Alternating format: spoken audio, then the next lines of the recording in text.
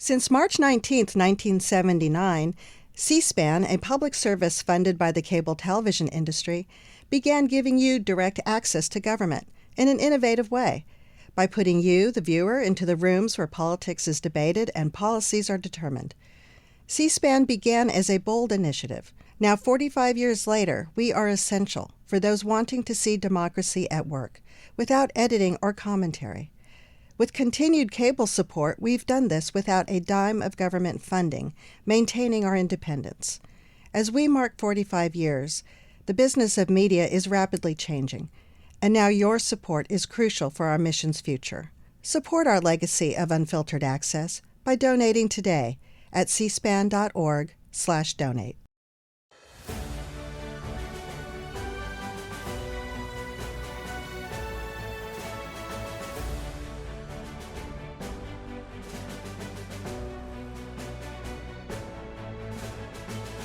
This week, 2024 Campaign Trail introduces you to two political influencers on the TikTok platform, with large audiences on the left and right, and from Plano, Texas, independent Cornel West meeting with voters. But first, a look at results from Super Tuesday. Former President Trump notched wins in all of the Super Tuesday states except one, Vermont, which his rival Nikki Haley took. That wasn't enough to keep her campaign going, though. She announced on Wednesday that she'd be ending her quest for the White House.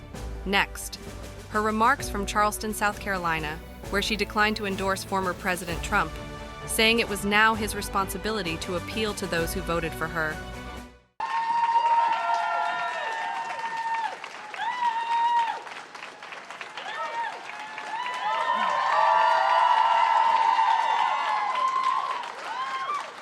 Good morning. Just over a year ago, I launched my campaign for president. When I began, I said the campaign was grounded in my love for our country.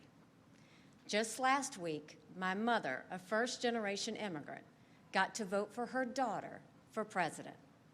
Only in America. I am filled with the gratitude for the outpouring of support we've received from all across our great country. But the time has now come to suspend my campaign. I said I wanted Americans to have their voices heard. I have done that.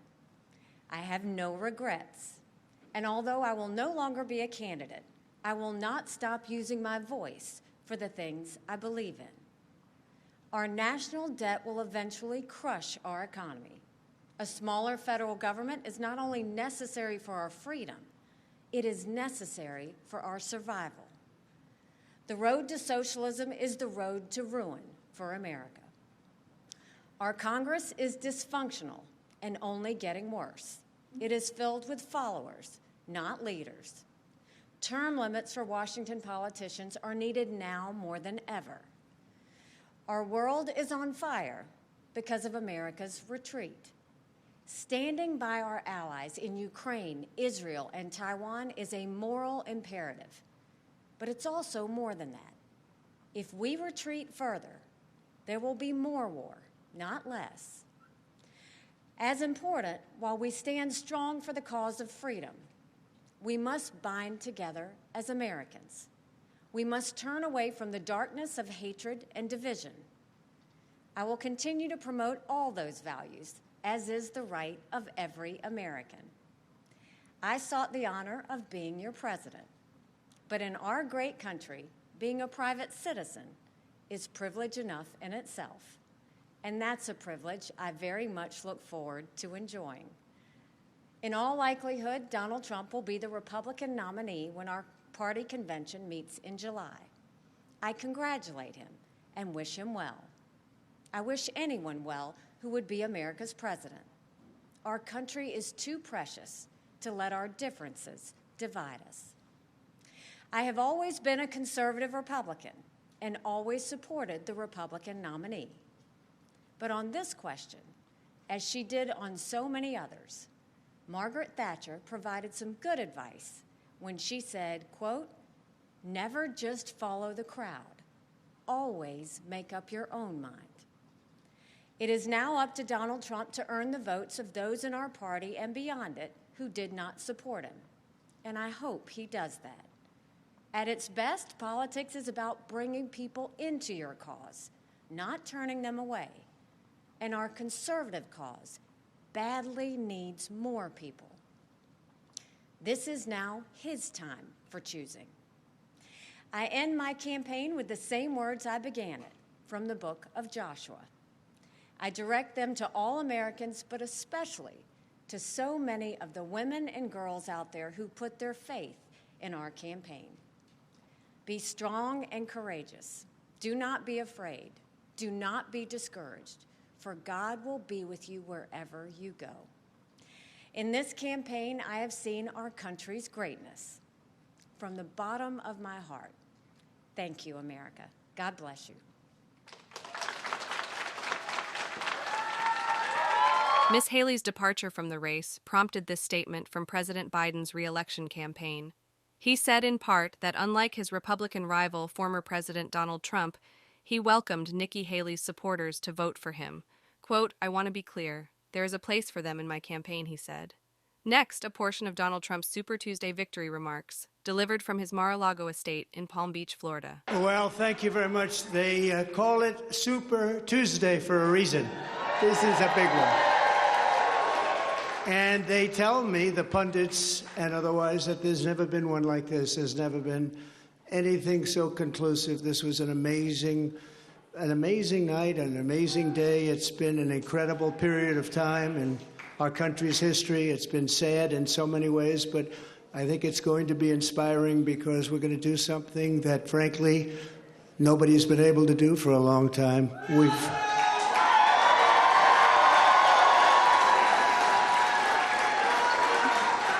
We've watched our country take a great beating over the last 3 years, and nobody thought a thing like this would be possible. We wouldn't have Russia attacking Ukraine. We wouldn't have Israel being attacked. Iran, as you know, was broke. When I was running things, they were broke. They didn't have money for Hamas. They didn't have money for Hezbollah. We had no inflation. Inflation is destroying the middle class. It's destroying everything. Supplying oil to Europe, all over the world. And then a tragic thing happened during the election. It was a tragedy because you wouldn't have, think of it, all of the problems that you have today, I don't think you would have had any of them. You'd only have success. And that's what's ultimately going to unify this country and unify this party. We have a great Republican Party with tremendous talent, and we want to have unity, and we're going to have unity. And it's going to happen very quickly. Our country was coming together. Our country was coming together. And now we have a very divided country. We have a country that a political person uses weaponization against his political opponent. Never happened here. It happens in other countries, but they're third world countries.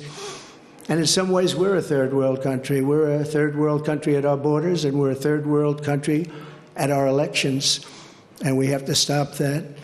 We need a fair and free press. The press has not been fair, nor has it been free, but maybe someday they will be. They're being beaten up pretty badly. People aren't trusting them. They're not believing them. And really, it's a very important factor. The press used to be the policeman. It used to police our country. Now nobody has confidence in them. And we have to get that confidence back. It's so important for the success of our country. So important. November 5th is going to go down as the single most important day in the history of our country.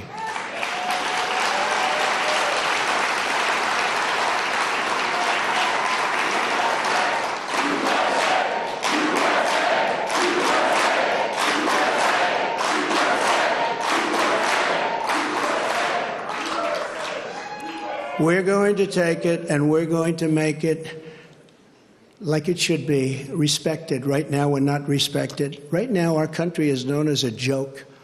We have people coming into our country that just shouldn't be here, but many, and I say many, large percentages, they come in through the caravans, they come in many different ways. Now we find out again, they come in through airplanes, we send them in. This is crazy. But they come into our country, we're going to stop them. We're going to close our borders. We're going to have to deport a lot of people, a lot of bad people, because our countries can't live like this. Our cities Our cities are choking to death. Our states are dying. And frankly, our country is dying. And we're going to make America great again, greater than ever before.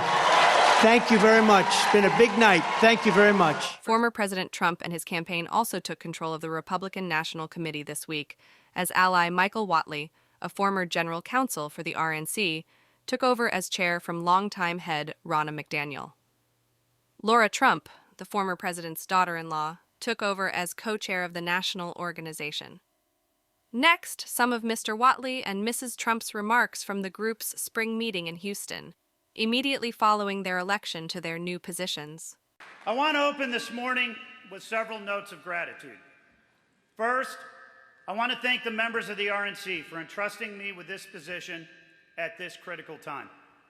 I have been overwhelmed by the support and encouragement that I've received over the past couple of weeks as I have talked to the members of the committee. Knowing that I have the opportunity to work with and for all of you is both humbling and exciting. I want to thank Ronna McDaniel for her grace and vision as our chair for the past 7 years. From the moment that I stepped onto this committee in 2019, she has been a friend and a mentor, and I am grateful for her leadership and service to the Republican Party and our candidates across the country.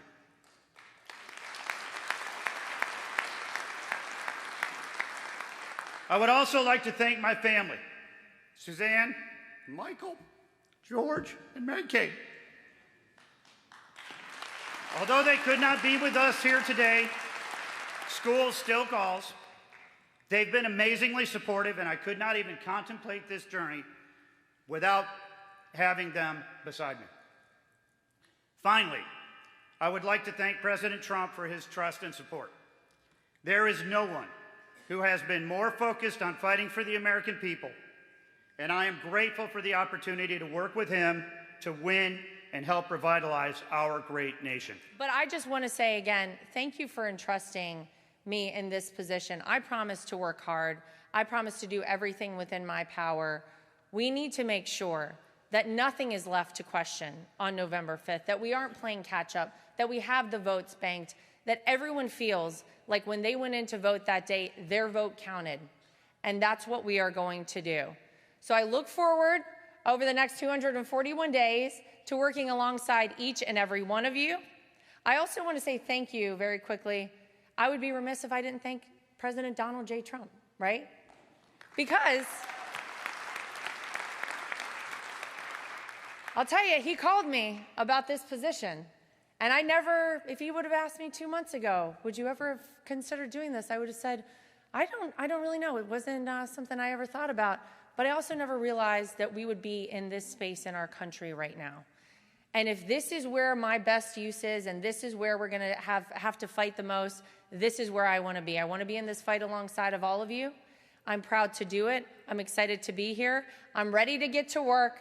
241 days to victory, ladies and gentlemen. Let's make America great again. Let's expand our lead in the House, take back the Senate, and let's put Donald J. Trump back in that White House. Thank you, guys. Thank you. It's an honor. First Lady Jill Biden was on the campaign trail this past week as well. Next, part of her visit to Atlanta, where she launched the campaign's Women for Biden initiative.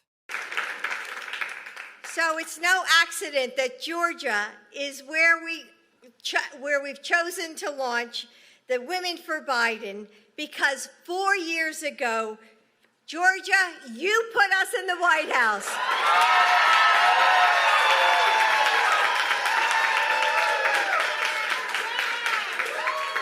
And Joe and I will never forget how hard you worked for us and how much you gave.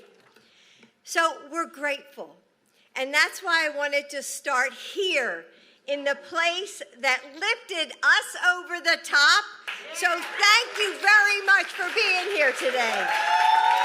We are the first generation in half a century to give our daughters a country with fewer rights than we had. Book bans, voting laws gutted, court decisions that strip away our most basic freedoms. But circumstances is not destiny. 4 years ago, critics said that we couldn't win.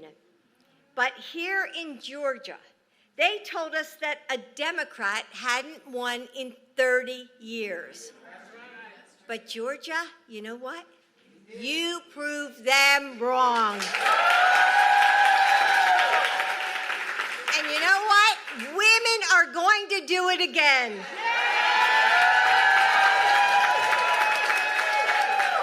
Because we know what's at stake. I've been so proud of how Joe has placed women at the center of his agenda, starting with his historic pick for Vice President, Kamala Harris. The first but not the last. President Biden is defending reproductive rights, fighting for a national law that would restore Roe's protections. And yes, that means protecting IVF and access to contraception.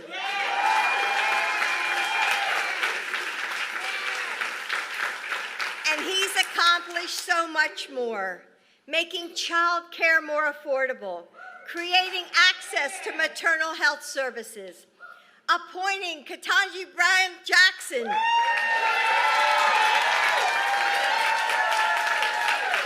and passing historic gun safety laws. My husband is the author of the Violence Against Women Act, and I saw him write that bill on reams of yellow legal paper by hand, and he spent his entire career lifting up women. But Donald Trump, he spent a lifetime tearing us down and devaluing our existence. He mocks women's bodies, disrespects our accomplishments, and brags about assault. Now he's bragging about killing Roe v. Wade. Just last night, he took credit again for enabling states like Georgia to pass cruel abortion bans that are taking away the right of women to make their own health care decisions. How far will he go? When will he stop? You know the answer. He won't. He won't. He said it himself last night in his own words. He's considering a national abortion ban. Donald Trump is dangerous to women and to our families. We simply cannot let him win. We can't wake up on November 6th like we did in 2016, terrified of the future ahead of us, thinking, oh my God, what just happened? What are we going to do now? We must re-elect Joe Biden and Kamala Harris.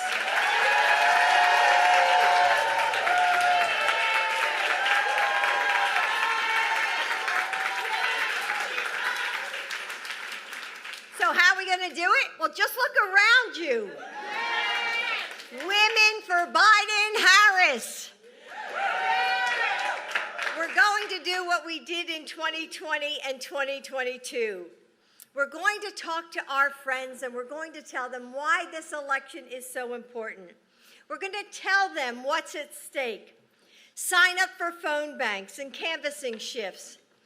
We're going to meet this moment as if our rights are at risk, because they are. As if our democracy is on the line, because it is. We will decide our future. Because here's the thing about men like Donald Trump. They underestimate our power because they don't understand it. They see how we lead through collaboration by empowering others. They see that as weakness. but we know that our community is our strength. They see our empathy and our compassion as vulnerability. But we know that what gives us the clarity to fight, we fight for what is right. They think our love for our children makes us soft. But we know that these are the lives that light a fire in our hearts, that makes us fierce and unafraid. Democrat Jason Palmer was the surprise winner of the American Samoa Democratic Presidential Caucus this Super Tuesday. While residents of American Samoa aren't allowed to vote in the presidential election, as they're not considered citizens, members of the Democratic Party are able to participate in the party's presidential caucus. Mr. Palmer took 51 of the 91 ballots cast in that caucus, netting him 3 of the territory's 6 delegates to this summer's Democratic National Convention in Chicago. While not a household name, he's no stranger to C-SPAN's cameras. He was one of the dozens of candidates we covered in December at the Lesser-Known Candidates Forum in Manchester, New Hampshire. Next, some of Mr. Palmer's appearance at that event. America needs an upgrade. Our country is entangled in too many foreign wars. Our Congress is completely dysfunctional. Our borders are being overrun, and our leadership is geriatric. It's time to pass the torch to a new generation of Americans, like the people at this table, who are standing up and putting their hat in the ring. We need people that understand new technologies and understand the 21st century while remaining committed to the values that are eternal here in America: liberty, justice for all, the pursuit of happiness. I'm a unique candidate submitting myself for public service. I have been working in the world of business and philanthropy and with colleges and universities for the last 25 years of my life. I've worked at the Bill and Melinda Gates Foundation. I've been a turnaround leader. I've invested in more than 20 entrepreneurs who have created more than 1,000 jobs and $1 billion in market capitalization. We need someone who actually knows how to fix things and bring solutions to this country. That's what I've done over the course of my life. I've architected a platform that's based on 3 pillars that I want to briefly explain to you. You got about 20 seconds to do it. And I will do it in 20 seconds. The first is conscious capitalism. There is a way, invented here in New England, to reorganize our economy around B corporations instead of C corporations. We can invest in our people first and upskill them for jobs of the 21st century, and we can modernize government. But it's only something that we can do together. Hi. As Mr. Cornejo just mentioned, we're here just a day after a gunman killed 3 people and wounded a 4th in Nevada. And just a few weeks after, right here in New Hampshire, a security guard at a psychiatric hospital was shot and killed. What, if anything, needs to happen at the federal level to prevent this kind of violence? So this issue is why 90% of young Americans are tuning out of our politics. This issue has occurred over and over and over again in schools across America, and we have not come up with a bipartisan plan to resolve it. I have a bipartisan plan to resolve it. It's called gun violence reduction. It respects the Second Amendment and the right of people to bear arms, but it also focuses on evidence-based solutions that we know work to reduce gun violence. Those include things like gun training for new gun owners. Those include things like preventing semi-automatic weapons from being in the homes of people who've been convicted of domestic violence. Those involve red flag laws related to the mental health of individuals. You'll notice that I'm saying this very calmly, and the reason why is because people get very inflamed over this issue, but there is a bipartisan, evidence-based way to solve this problem, and as president, I intend to solve it within the first year of my administration. Mr. Palmer, you referenced an end to endless war, so we'll start this question with you.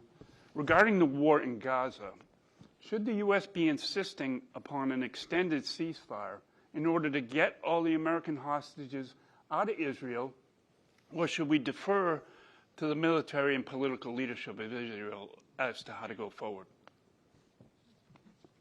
As a Quaker by background, I think that all life is precious and every life has value. So a ceasefire is what the United States should be recommending with regards to the Israeli-Gaza conflict. We need to do everything in our power to minimize the loss of life. This conflict has been going on for decades, and America keeps kicking the can down the road. We need to show true leadership here.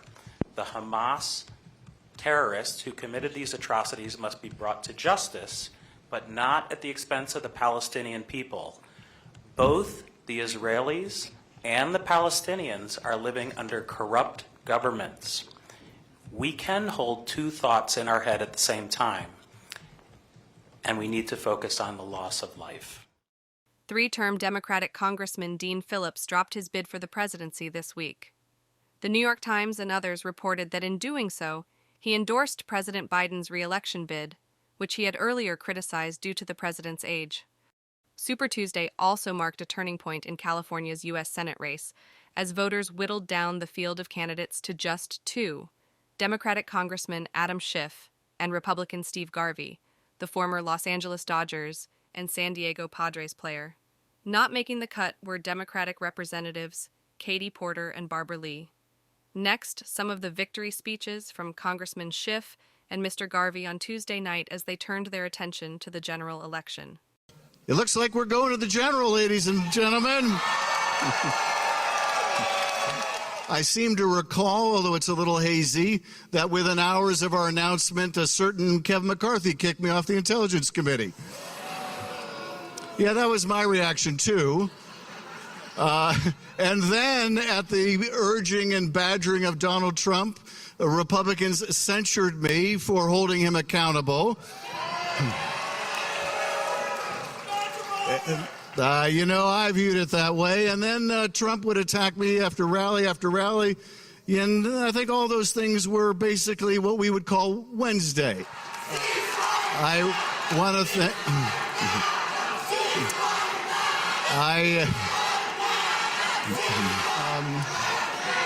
when I was working on the Senate side, when she was on the Senate side, I was working on the House side. But I also want to acknowledge again my great gratitude to all of my wonderful supporters. I want to acknowledge the right of our protesters, and I look forward to working with you all and onward to victory in November. Thank you very much, everybody. Welcome to the California comeback.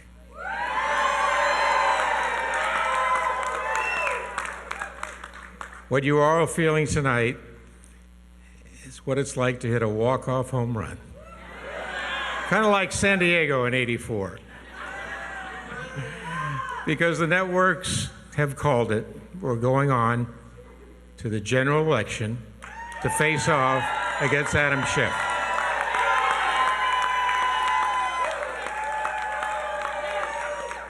Keep in mind, this is the first game of a doubleheader. So keep the evening of November 5th open, as we will celebrate again. As we celebrate tonight, I want you to know that we haven't come this far to only go this far. When I stepped on the field for the Dodgers and the Padres, I didn't play for Democrats or Republicans or independents. I played for all the fans. And tonight, I'm running for all the people. Colin Allred, the Democratic congressman representing the 32nd House District in Texas, also notched a win on Tuesday in the Democratic primary for U.S. Senate. He now faces the incumbent senator, Republican Ted Cruz. Next, a portion of Congressman Allred's victory speech from Tuesday evening. Now, I'm a fourth-generation Texan. I was born and raised here in Dallas by a single mom who was a public school teacher. I went to school in Waco. My family's from Brownsville. I trained for the draft in Houston. I've served us in Congress now in my 6th year. And I can't tell you how much it means to me to be your nominee, to be the next senator from the great state of Texas.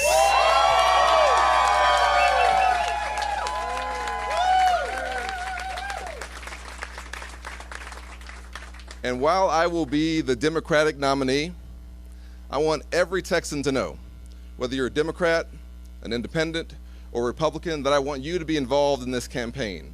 And I want to serve you in the United States Senate.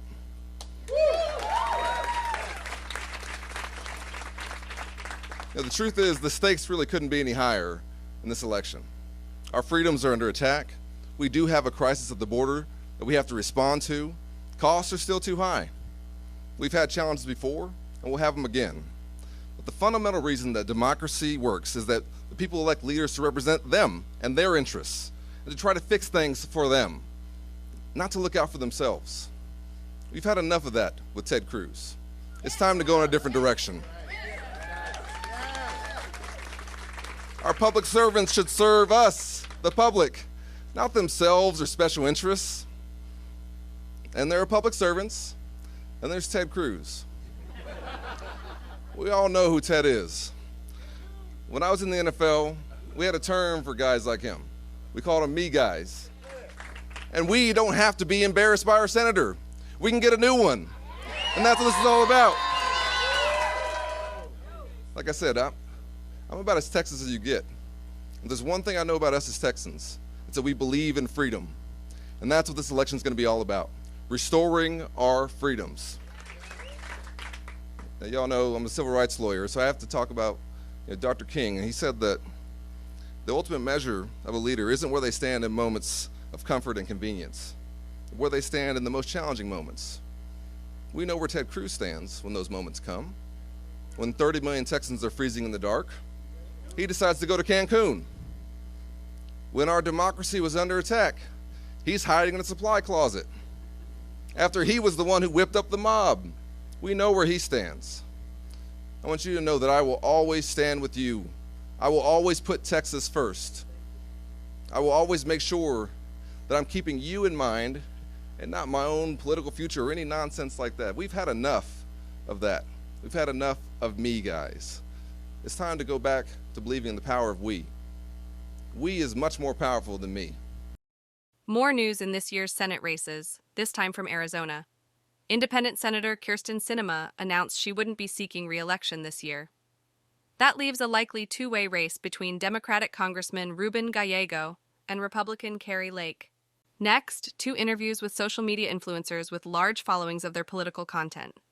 First, Isaias Hernandez, an environmental activist and progressive, and then Chrissy Clark, a reporter who specializes in covering undercovered stories with a conservative lens. Both have followings of hundreds of thousands on TikTok, Instagram, and YouTube, and talked to C-SPAN about their work in the digital space and how they've carved out audiences in today's political environment.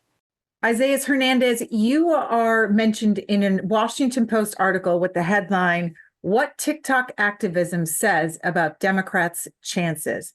What role are you playing on the platform? Yeah, well, I think contributing to digital media literacy is a huge important thing for the upcoming elections and also where general citizens get their information today. Around 25% of people are actually learning about environmental related issues through social media, which traditional journalism like media accounts for a larger percentage, around 44%. And I think that it's important that younger generations are feeling captivated and also accessible to older adults that may not be in the politicians' routes right now, but are in positions where they can actually ask direct questions and that they can be a conduit for the government. So when it comes to this literacy, what topics are you talking about? What do you want people to know about this upcoming election? Yeah, so when it comes to literacy, I think it's important for people to understand what are the existing political issues that are very concerned for younger demographics. So Gen Z has reported issues like healthcare, women's rights, LGBT rights, climate as huge issues that are very deeply concerning for them. And one way I kind of communicate that is talking about the updated climate policies and routes that our US government is taking. So whether that's through the pausing of the new extended permits from the LNG projects that was announced by the Biden-Harris administration, or whether that's looking at the Inflation Reduction Act and how progresses around policies that were passed a few years ago are progressing. And I think it helps really capture a story for young people to understand that, systemic change or policy change doesn't happen within a day. It happens throughout years. And I think it's important that young people are able to grapple with that information. How are fossil fuels funding Putin's war on Ukraine? Let's talk about it. I want to be clear up front, this war is not happening because of fossil fuels, but it is being funded by them. Russia is what is called a petrostate, which means that its economy runs almost entirely on oil and gas. In fact, Russia has been supplying more foreign crude oil to the United States than Saudi Arabia, and more than 1/3 of Europe's supply of natural gas comes from Russia. And those exports are what's funding Putin's devastating war on Ukraine. That's why it's such a big deal that President Biden just announced that the United States is cutting all Russian oil exports. This is a huge win for countering Putin in the long term, but it also means gas prices will keep going up in the short term, which is why Biden emphasized that the real key to energy independence is transitioning to a clean energy economy. How many followers do you have? Yeah, so collectively, I have around 200,000, around 50,000 on TikTok, and then 120,000 on Instagram. Are you telling people who to vote for? Yeah, I think that, when it comes to our 2024 Democratic elections, I think that the huge emphasis right now is to vote, is to get the information of which candidates are out there. And I think it's important to understand that I think when communicating this type of information that we don't really portray a political figure as perfect, but rather looking at the existing policies that are being pushed and looking at the future policies that can be pushed. I think a lot of younger generations today have a lot of good critical questions for our administration. And I think it's really up to us to not so much give them a perfect picture, but to give them a realistic view of where our democracy is at. And I think allowing for that realistic storytelling to happen, I think that allows younger people to understand the nuance behind decisions that are being made politically in our country today. There was a TikTok for Biden, the last election cycle. Were you part of that group? I'd say no. I think what I was part of, though, was a group that helped promote the Inflation Reduction Act, where a few climate creators were invited to talk about this huge climate legislative policy that was being implemented. And I think for me, it was really strong to see the commitments from the US government to actually pushing something climate related, since I know that often at times it seems delayed in which climate policies are being pushed.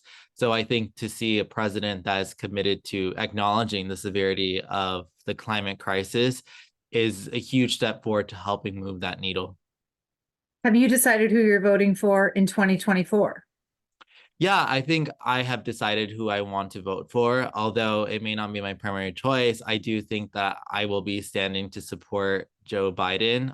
Although I do have my critiques and huge criticisms around the decisions and the things that he's been acting upon, I do think that, my vote does matter. And I think that for a lot of people who may be afraid to vote this election cycle, I think it's recognizing the ways in which, our president does have a large influence in our policies, but also our local elections. And I think ensuring that local elections are also communicated from the ground up and ensuring that a lot of people can connect with local policies. So that allows them to understand that these local changes end up becoming large systemic changes. And I think, I think it's valid for a lot of young people to feel, disinvested from voting this year from the upcoming decisions that have happened with the Biden-Harris administration.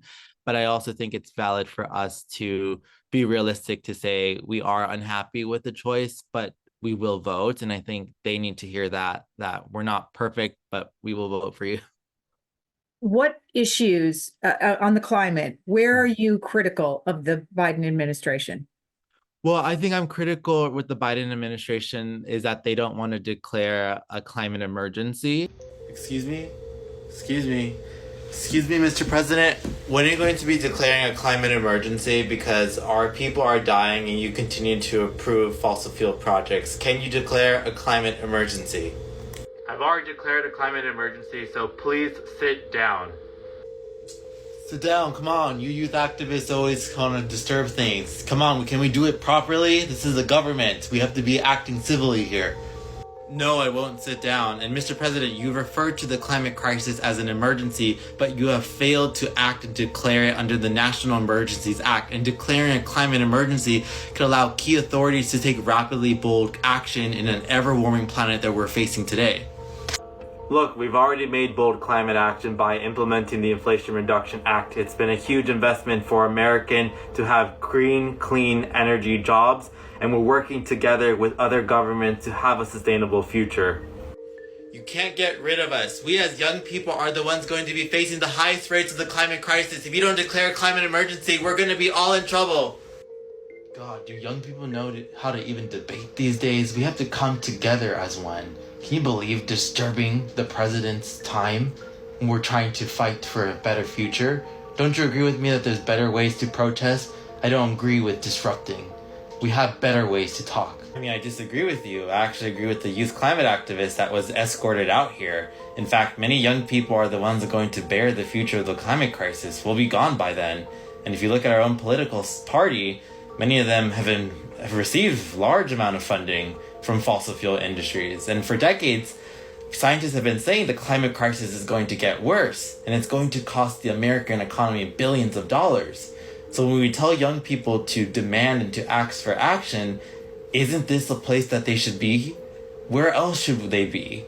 I get it that we should get into politics and there's different ways to pass policies, but we don't have time, and the people in power right now, like Biden and other people, need to step up and to take action despite the controversial beliefs of different people around the world.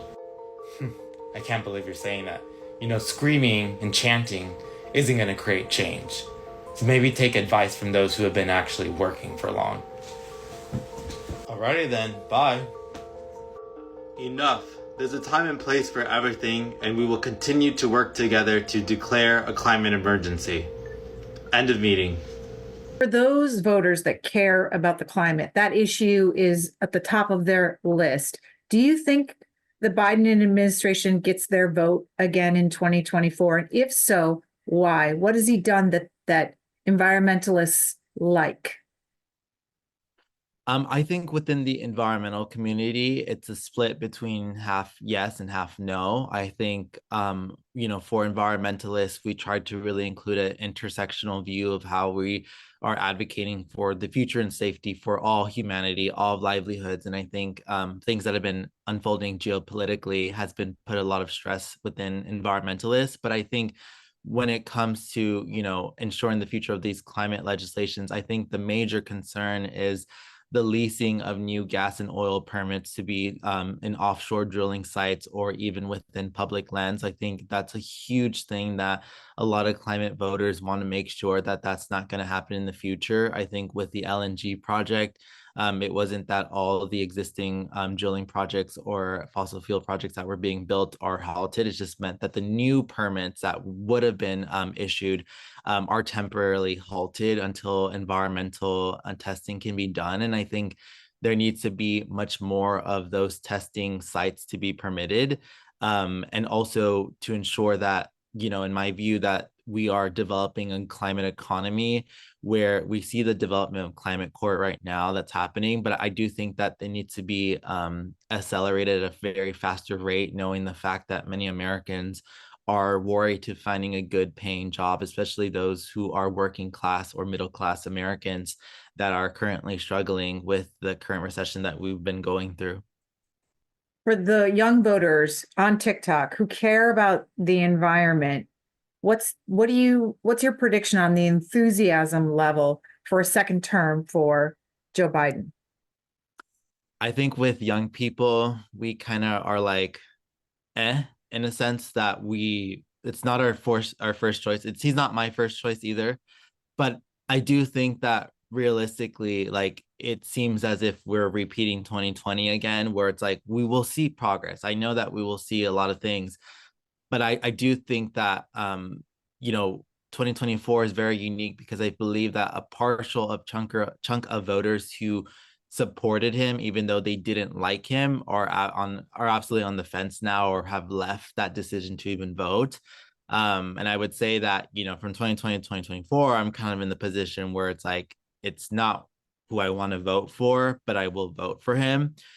And that just represents that I'm willing to have more conversations with the Biden-Harris administration for them to improve. But I do think the messaging around the campaign right now is very focused on to defeat Trump more than a solutions-oriented mindset for America that actually allows us to reimagine or redesign democracy, rather than trying to push out this doomist narrative of, if that other candidate wins, then it's the end of the world. And I don't think Gen Z loves that narrative right now. It's not really inspiring for a lot of us to even think that there's action to be done for the environment. Chrissy Clark, what role would you say you're playing on digital platforms in this campaign election? Well, I'm not really out here necessarily attempting to influence the election. That's really not my job. My goal right now is to inform anybody, voters, non-voters, literally anybody that will watch, the importance of stories that aren't getting pushed out in mainstream news outlets. So my platform really focuses on stories that you wouldn't get when you turn on mainstream cable news. And we did know that that played a large role underreported stories in the 2020 election. So while I'm not necessarily out there with the intent to impact the 2024 election, I'm sure reporting on stories that don't get covered in mainstream news outlets is still very important. What impact did it have the last time around? Well, I think with the New York Post story getting suppressed via the Hunter Biden laptop story, that was very important and pivotal. There were a lot of people in swing states, particularly Georgia and Michigan, who said they wouldn't have casted their ballot for Joe Biden had they known fully about what was going on with Hunter Biden. And I think that that's important. That was censored on big platforms. And the fact that it was censored on Twitter, TikTok, et cetera, it's important to talk about those things so that people and voters have a full scope of who they're voting for. What platforms are you on, and who is your audience? Yeah, I'm on all different types of platforms. I do TikTok, Instagram, Twitter, X, whatever you call it nowadays.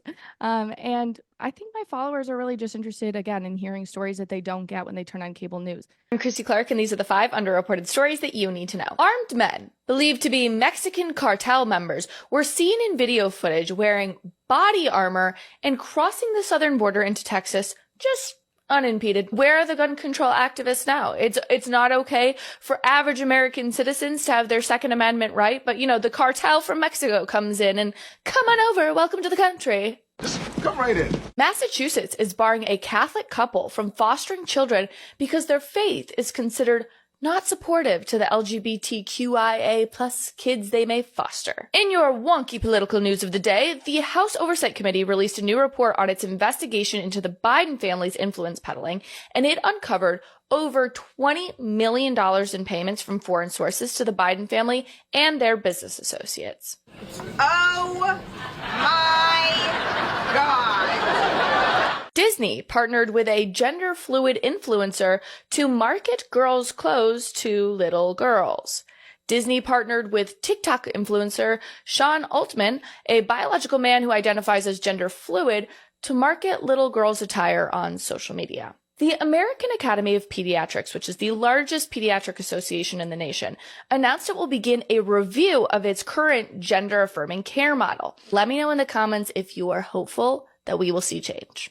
Particularly in my demographic ranges between the ages of 18 to 25. That's a huge demographic for my audience demographic right now. And I think that's important because those are people who are turning away from traditional cable news. They're not watching what our 6-year-old voters are watching. And so it's important that they're still getting the same clear information from a journalist, but also they like to be entertained. And so part of that is making journalism fun and interesting to people so that they're entertained. They're not scrolling away, because we know that our attention spans of the average American right now are 6 seconds. I think there are monkeys that have longer attention spans, and that's not an insult. I myself struggle with that as well. What stories are you reporting on that you believe are not being reported on the mainstream media? Yeah, I mean, I talk about a lot of things. One of the most difficult things I think to talk about honestly and earnestly is the issue of transgenderism, not necessarily talking about people's God-given choices to make their decision about how they would like to identify, but how it's being thrust on people via the government institutions. I also think it's really important to talk about detransitioners and the manifestos that they write, the importance of the things that they've gone through. It really doesn't get talked a lot about in mainstream media. And so I've tried to highlight some of those stories in my reporting as well. How would you describe your political philosophy? Yeah, I'm conservative, definitely right of center. But I think I align myself pretty well with a lot of independents in the sense that I don't necessarily vote for one party. I have registered as a Democrat, I've registered as an independent, I've registered as a Republican in all different states that I've lived in across my life. So I definitely lean towards the right, but I vote based on the principles that I feel if a candidate lives up to those principles, I'll vote for them. But there is no one party that perfectly encapsulates my ideology. So it's really a campaign by campaign kind of vote. And what issues are you focusing on? I mean, have you endorsed a candidate and what issues are you focusing on for this election cycle? No, I don't endorse candidates. That's really not my job. My role is to be a journalist. And I think that I'm happy to be open about the fact that I have a bias. I lean a certain way. I think that's really important for all journalists to do. But I don't necessarily root for one individual candidate or necessarily against one individual candidate. I represent people's opinions on policy issues. So I might come across to the layman as maybe pro-Trump or anti-Biden, but that's not my intention. My intention is to be very clear that I agree with Trump's policies 8 out of 10 times. Do I agree with the way he delivers it? Not necessarily, but I, maybe agree with the way that Biden delivers it, but I don't agree with his policies. So I think it's very important to have that nuance, but that's a difficult, very tricky thing to get done in, say, a minute and 30 seconds when you're attempting to get a lot of information out in a very short period of time. Are you talking about the constraints of the platforms that you're using? Yeah, I mean, of course, you want to have videos where you can ramble on for an hour. I do live streams that last like an hour per se, but those never seem to get nearly as many clicks as a 30-second video with an opinion. It's crazy. I'll do a brand deal for a company and I'll literally just say a news story and then promote a company, and those videos will get millions of clicks. And then, I'll do a full news report on, the nuances and the balances of politics, and those seem to get no traction. So it really is interesting how you need to make things super quick and concise, and it's not necessarily the platforms that I opt to use. It's the way that people consume news nowadays. Tell us about the process for putting your show together, your podcast, how you go about, producing what you are across these different platforms. It's so fun. Honestly, it's a blast. I started off just taking my cell phone and literally, Greta, just, sitting there with it up and editing it on the TikTok platform. And that's how it started. And now I'm sitting here in a studio, very, very blessed, as you can see. But the process really is finding stories that I've rarely heard, I've ever heard. And I do that by reading all of the mainstream news sources as well to make sure and confirm that the story I'm giving my followers actually hasn't been reported on in mainstream news outlets or to the extent that I would like it to be. So I go through the whole process of reading the news, figuring out what's being talked about, what's not being talked about, more importantly, and then kind of put together a whole organization for the day of what I'd like to do with those stories, how I'd like to commentate on them, record it. I do all the editing myself, and then I post it to my social platforms, and people really look forward to it. It's something they're excited to get in their inbox every day. Last, a look at some of our coverage from Plano, Texas. That's where independent presidential candidate Cornel West was meeting with voters. Here's some of his remarks on the ground in the Lone Star State. We human beings, we are a wretched species too often. Much of our history is a history of organized greed and institutionalized hatred and routinized indifference to the suffering of vulnerable people going back to the beginning of the species. And yet there is this possibility, this potential, if we so choose as wretched people, to be wonderful, to be visionary, to be committed to love, to be committed to justice. The possibility of interruptions, the possibility of disruptions of the history of greed and hatred and domination and occupation and subjugation and degradation. And that's what we're here tonight to talk about. How do we become more fortified to be countervailing forces against all forms of organized greed, institutional hatred, and routinized indifference.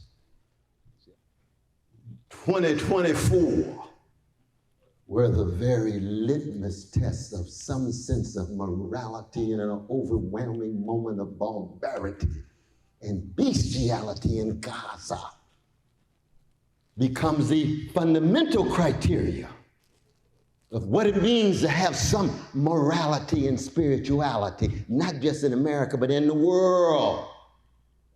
And if you're silent on that, if you can't meet that test,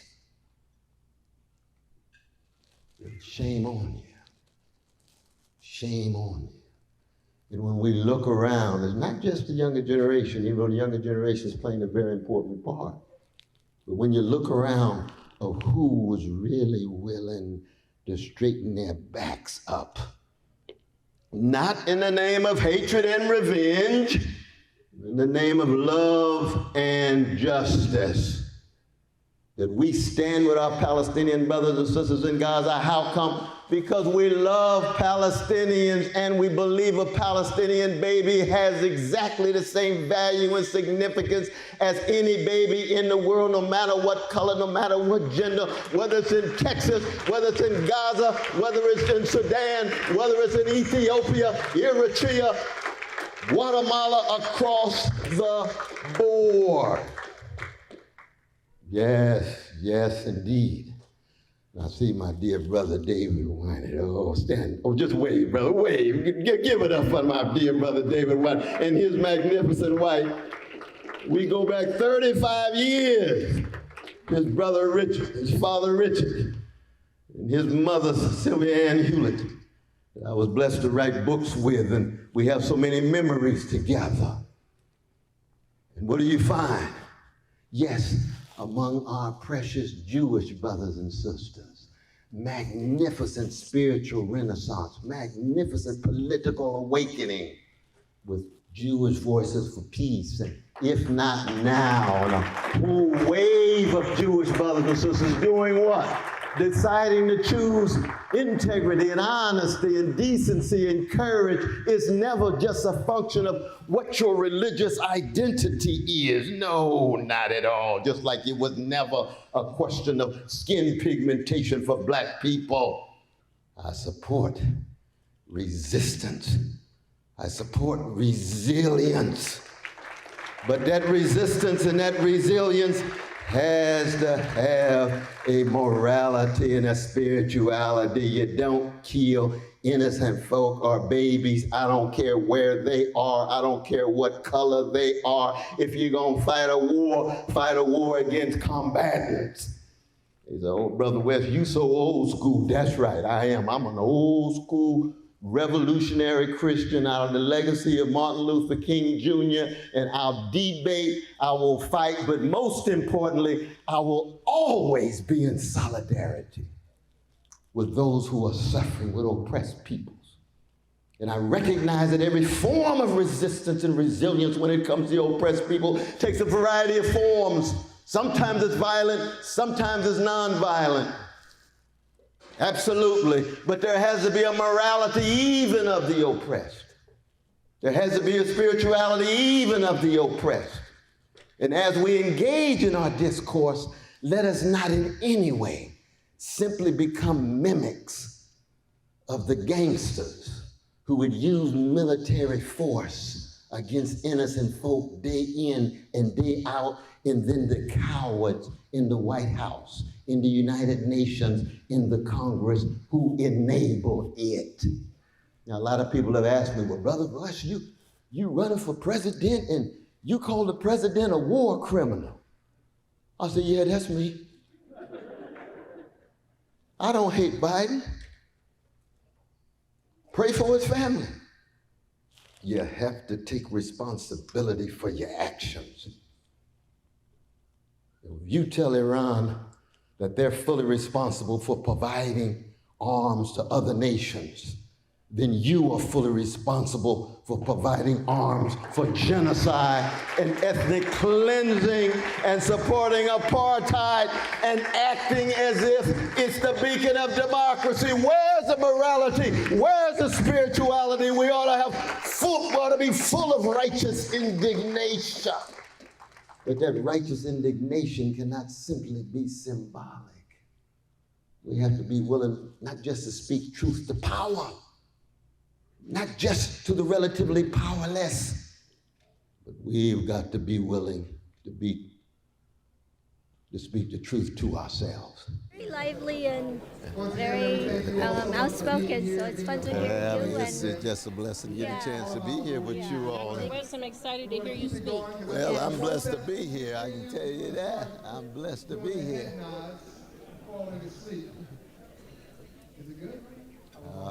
Thank you. So what we're going to do is we're going to keep it going. We're going to keep it going. Thank you. We're going to finish up back. Ooh, Mona. You remember me? Sister Mona. Yes. Dr. West, How you doing? Blessing to see you. I know we're going to finish up right quick. I know. And then I think let's get him a photo of you two together, and then I'm going to sneak in and photo bomb. Absolutely. Thank you. Thank you so much. Thank you so much God for the bless amazing you. work. God bless you. I'm a fan. Anybody who can take on Sean Hannity, My dear sister. I have followed you for years. I never thought I'd get a chance to But meet I you. thank you, God and I bless salute you We too. appreciate your support for our community, for humanity, for the African, for everybody. I like the way you call everybody brother and sister. That's the way it should be. I salute you now, my dear sister. All right, now. A reminder, this program and all of C-SPAN's campaign 2024 coverage can be found online at cspan.org/campaign.